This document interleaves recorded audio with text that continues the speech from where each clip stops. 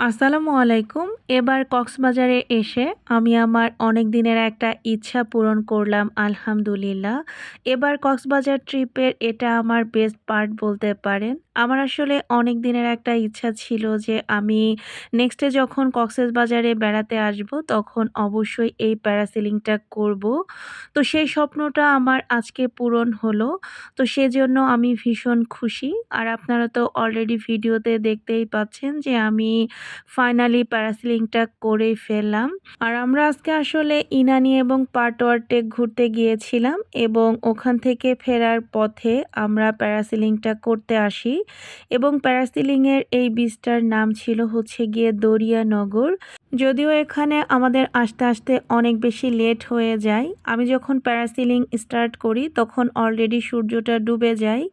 তারপরে যেহেতু এটা আমার অনেক দিনের একটা ইচ্ছা ছিল, তো জারিফের বাবাও বলল যেহেতু আমরা এখানে এসেছি তাহলে প্যারাসেলিংটা তুমি করেই ফেলো। তো এদিক থেকে বলতে গেলে জারিফের বাবা অনেক বেশি সাপোর্টিভ। ও আজকে আমার প্যারাসেলিং করার ব্যাপারে অনেক বেশি সাহস জুগিয়েছে।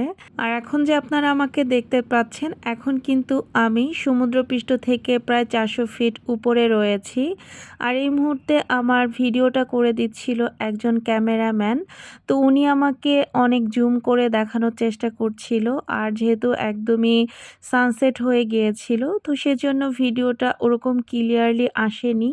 তারপরে উনি যে ভিডিওটা করতে পেরেছে তো সেজন্য আমি অনেক বেশি কৃতজ্ঞ। আর আজকের ভিডিওতে আসলে ডিটেলসে সব কিছু বলতে পারছি না যেহেতু ভিডিওটা অনেক বেশি ছোট। আমি ইনশাল্লাহ ব্লগে আপনাদের সাথে সব কিছু শেয়ার করব। আর যেহেতু প্যারাসেলিং করার ইচ্ছাটা আমার অনেক আগে থেকেই ছিল, তাই আমার আসলে এ ব্যাপারে খুব একটা ভয় কাজ করেনি। আমার এটা করার আগ মুহূর্ত পর্যন্ত অনেক বেশি আনন্দ কাজ করতেছিল। তবে যখন অনেক উপরে উঠে যায় তখন একটু একটু ভয় করছিল, তবে মিশ্র একটা প্রতিক্রিয়া বলতে পারেন। ভয়ও করতেছিল আবার ভালো লাগতেছিল, এরকম একটা প্রতিক্রিয়া ছিল। তবে এক কথায় বলতে গেলে আমার কাছে অসাধারণ লেগেছে।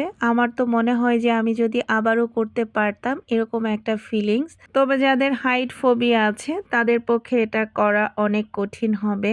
আর মাথার উপরের দিকে একটা লাল রঙের রশি থাকে, ওটা ধরে টান দিলে আপনি আস্তে আস্তে নিচে নেমে আসতে পারবেন।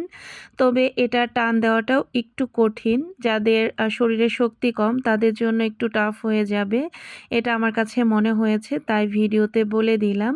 আর আল্লাহ তাআলার কাছে হাজার হাজার শুকরিয়া যে আমি খুব ভালোভাবে প্যারাসেলিংটা সম্পূর্ণ করতে পেরেছি। এবং ভিডিওটা আপনাদের কাছে কেমন লেগেছে অবশ্যই কিন্তু জানাতে ভুলবেন না। সবাই ভালো থাকবেন। আল্লাহ হাফেজ।